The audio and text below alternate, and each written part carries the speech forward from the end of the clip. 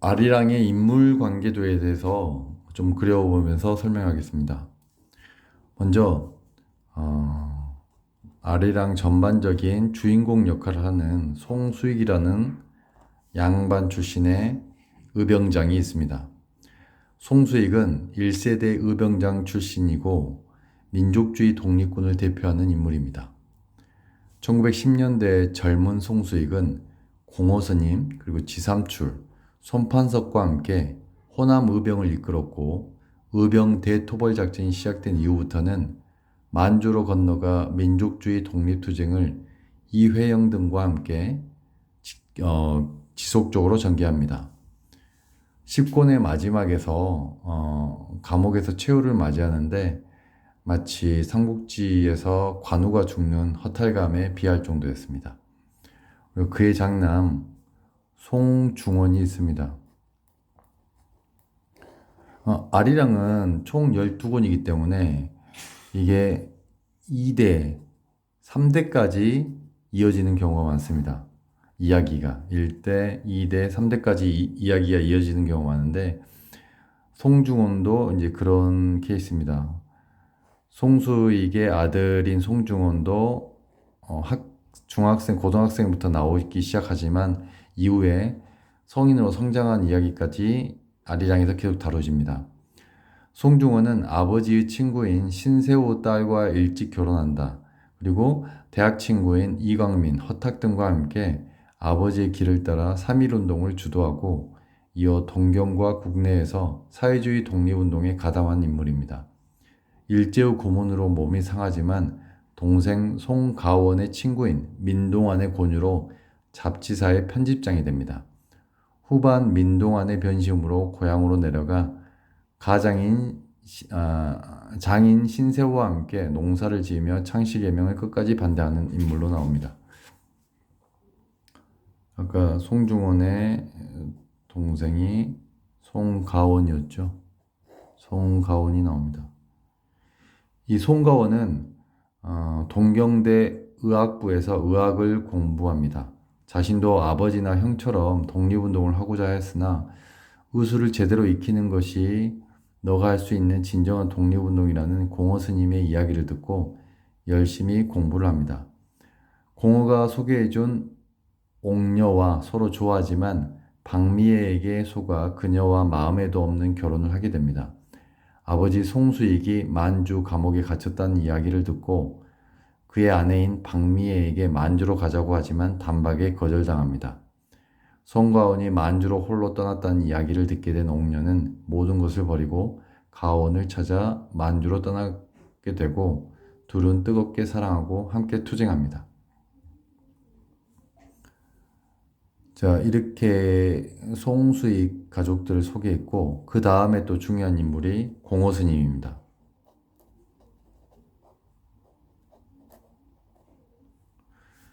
이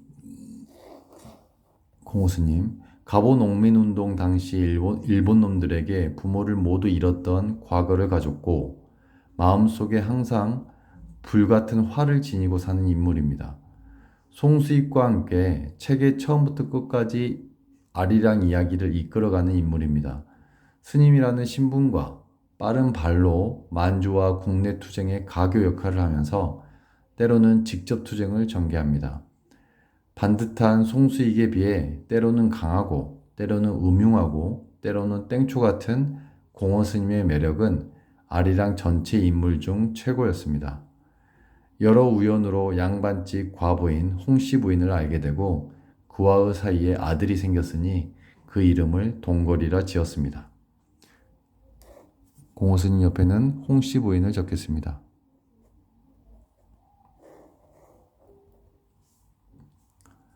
자, 그리고 세 번째로 중요한 인물이 지삼출입니다.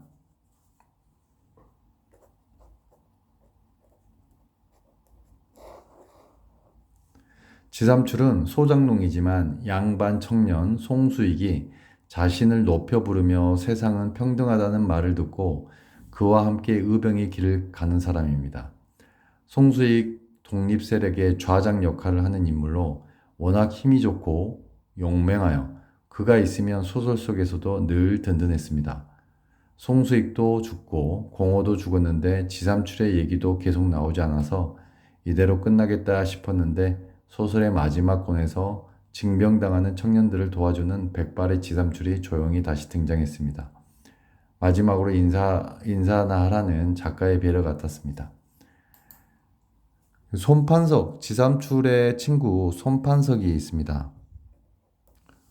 손판석은 지삼출과 함께 의병 활동을 했고 중국은 부두 노동자들과 싸우는 과정에서 한쪽 다리를 절게 됩니다. 그 후 여러 이유로 송수익 세력을 따라 만주로 이동하지는 않았지만 국내에 남아 그들을 측면 지원하는 역할을 합니다. 그리고 이제 감골댁 가족에 대해서 이야기하겠습니다.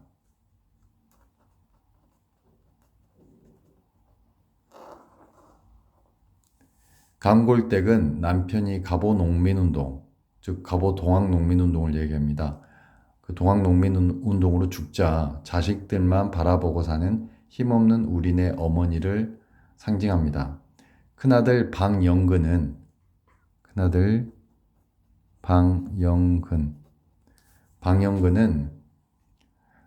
여동생 보름이가 양반집 첩으로 끌려가는 것을 막기 위해 돈 20전을 받고 하와이에 노동자로 팔려갑니다.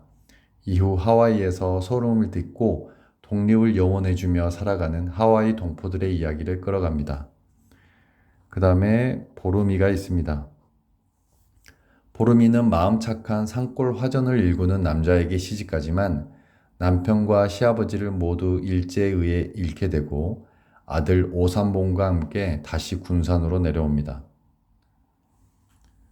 다시 고향에 왔지만 감골댁과 동생들은 이미 송수익과 지삼출네를 따라 만주로 이동한 상태입니다. 혼자 있는 보름이는 손판석을 찾아가고 그의 도움으로 부두에서 일하게 됩니다. 워낙 출중한 미모인지라 장칠문, 그리고 형사기장, 조폭두목 서무룡까지 그녀를 모두 거치게 되고 그녀에겐 결국 아버지가 모두 다른 3명의 자식들만 남게 됩니다. 꿋꿋하게 떡장사를 하며 장남 삼봉이를 고등보통학교까지 보내게 되고 아버지와 할아버지가 어떻게 돌아가시게 된지 알게 된 삼봉이는 자연스럽게 독립투사의 길을 걷게 됩니다. 그 다음 동생이 수국입니다. 동생 수국이도 언니처럼 절세 미인입니다. 친일파 죽산면장 백종두의 아들 백남일에게 강간당한 뒤 자살을 결심하지만 결국 가족들과 함께 만주로 이동하게 됩니다. 만주 독립군들을 색출하라는 비밀 지시를 받고 접근하는 밀정, 양치성은 수국이를 보는 순간 사랑에 빠지고 둘은 결혼하지만 양치성이 만주 독립군들의 가족을 모두 몰살시켰고 거기에는 어머니 감골댁도 있었다는 사실을 나중에 알게 되어 수국이는 자고 있는 양치성의 심장에 칼을 꽂아버립니다. 그리고 막내 방대근이 있습니다. 막내 방대근이야말로 10대 초반부터 50대까지 아리랑의 이야기와 함께 성장한 캐릭터라고 볼 수 있습니다. 또래에 비해 힘이 약한 방대근은 공허와 지삼출로부터 강해지는 법을 배우게 됩니다. 어느 날 누이 수국이가 백남일로부터 강간당한 사실을 알게 되고 백남일의 한쪽 눈을 돌로 찍어버립니다. 가족과 함께 만주로 도망가게 된 대근은 신흥무관학교를 우수하게 졸업하고 독립군 장교로 들어가게 됩니다.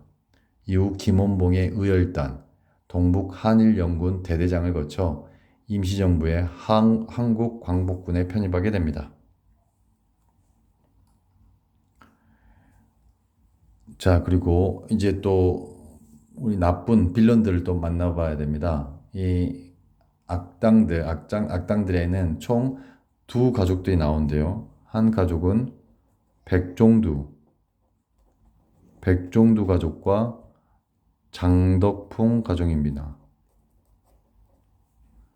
친일파들입니다. 소위 이방 출신 백종두는 시대의 변화를 민감하게 예측한 뒤 본격적인 친일 활동에 앞장섭니다. 젊은 하시모토의 계가 되어 일진회의 회장과 죽산면장과 미곡장을 운영합니다. 돈과 권력의 맛을 알게 된 그는 아들 백남이를 헌병대에 취직시켜 대대손손 친일하며 부를 누리고자 하지만 아들 백남일이 애꾸눈이 되어 헌병대에서 나오게 되자 자신도 결국 믿었던 하시모토에게 배반당하게 됩니다. 백종두가 죽은 뒤 아들 남일은 그 많은 재산들을 모두 아편으로 탕진하고 거지꼴이 됩니다. 백종두의 아들이 백남일입니다. 그리고 또 한 명의 친일파 장덕풍이 있습니다. 보부상 출신 장덕풍은 보부상 시절부터 친일이 몸에 밴 자입니다. 보부상을 하며 얻은 온갖 정보를 팔아 이문을 챙기고 아들 장칠문을 순사로 취직시켜 권력을 집니다. 백종두를 시기하지만 당장은 자신보다 높은 면장이기 때문에 자신도 장칠문도 모두 백종두와 백남일에게 몸을 조아립니다. 시간이 흘러 장덕풍은 거상이 되지만 노망으로 인해 벽에 똥칠까지 하게 되고 아들 장칠문이 그 많은 재산을 물려받고 상공회의소에 가입하는 등 권세를 이어갑니다. 장덕풍의 아들은 바로 장칠문입니다. 그리고 친일파가 아니고 실제 일본 놈들 4명이 나옵니다. 바로 스지무라, 그리고 요시다, 하시모토, 세키야. 이 4명의 일본 놈들이 나옵니다. 스지무라는 총독부의 절대 권력으로 나오는 스지무라 과장 역할을 맡고 있습니다. 총독부의 절대 권력이죠. 이 4명 중에 힘이 가장 센 친구로 나옵니다. 자, 그리고 군산 일대의 땅을 장악하는 일본인 사업가로 하시모토하고 요시다가 나옵니다. 결국 이 하시모토가 또 중요한 인물입니다. 그리고 세키야는 장칠문이 근무하는 경찰서 형사계장으로 장칠문의 첩인 보르미를 빼앗아 자신의 첩으로 만들어버린 사람입니다. 자, 이 4명의 일본 놈들도 잘 기억하시면 되겠습니다. 그리고 이동만과 아들 이경욱도 있습니다. 이동만은 몰락한 양반 출신입니다. 양반 출신이지만 요시다의 땅을 관리하는 지배인 역할입니다. 요시다의 땅을 관리하는 지배인입니다. 지배인 역할을 하면서 소작농들을 관리하는데 요시다가 일본으로 들어간 뒤에도 친일을 하며 땅을 계속 관리하며 살아갑니다. 자신의 생일잔치에 명창 옥녀를 초대하고 옥녀를 꿰어 그 자리에 있던 사찰과장에게 몸을 바치게 합니다. 아들 이경욱이 동경대 법학부에 입학하는 것을 큰 자랑으로 생각하고 아들에게 고시 합격을 빨리 하라고 재촉하지만 정작 아들은 아버지의 친일을 부끄러워하고 옥녀를 사랑하게 됩니다. 이동만은 노후의 금광사업에 손을 댔지만 사기를 당하여 많은 재산을 잃고 논두렁에서 사망하게 됩니다.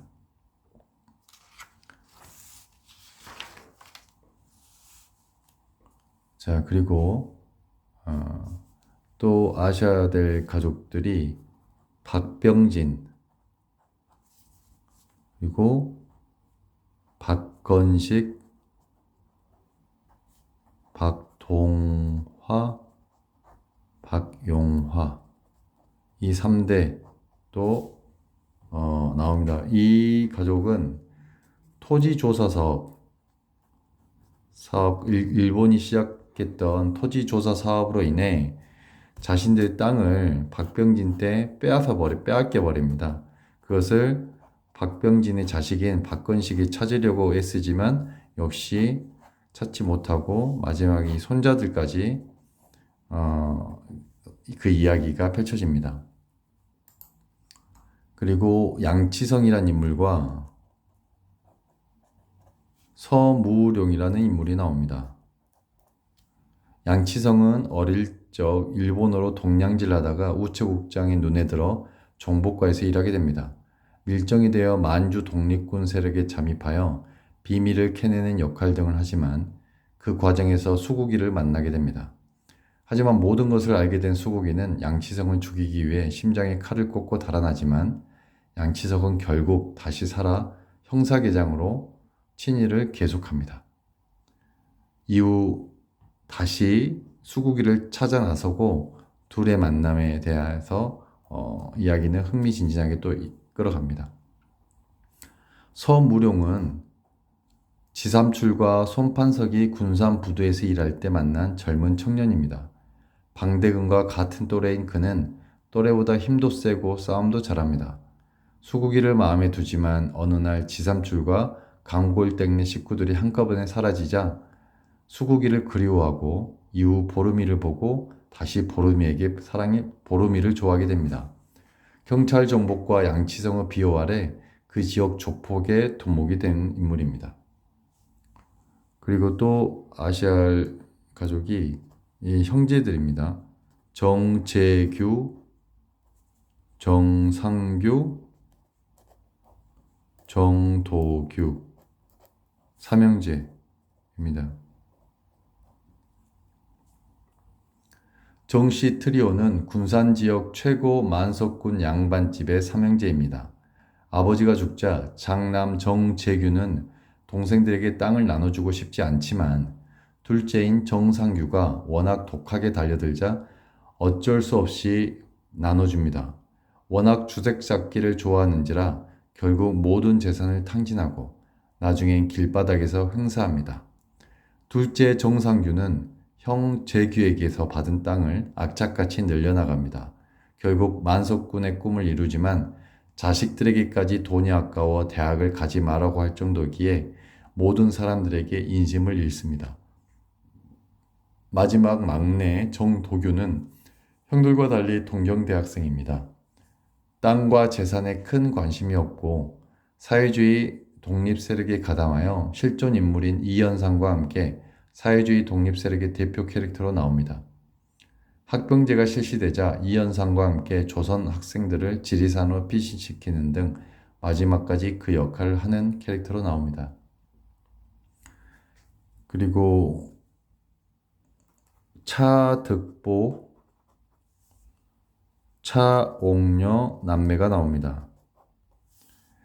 10살 차득보와 7살 차옥녀의 아버지는 일제에 총살당하고 엄마는 실성해버립니다.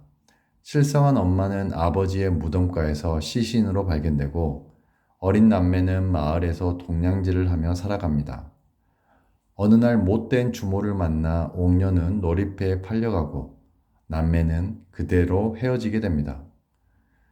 세월이 흘러 우연히 득보는 공호 스님을 만나게 되고 공호의 도움으로 여동생을 만나게 되는데 여동생 옥녀는 이미 유명한 명창으로 성장해 있었습니다. 옥녀는 이동만의 꼬임에 넘어가 사찰과장에게 정조를 바치게 되고 이후 소리에만 전념하지만 공호 소개로 알게 된 송가원을 보고 사랑의 마음을 키우게 됩니다. 송가원이 만주로 떠나자 그를 찾아가고 그와 함께 사랑을 나누게 됩니다. 그리고 연해주 소련 공산당원들이 나옵니다. 연해주 소련 공산당원들.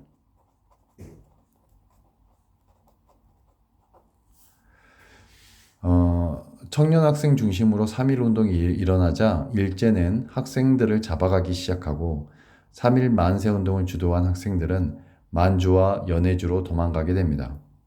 윤철우는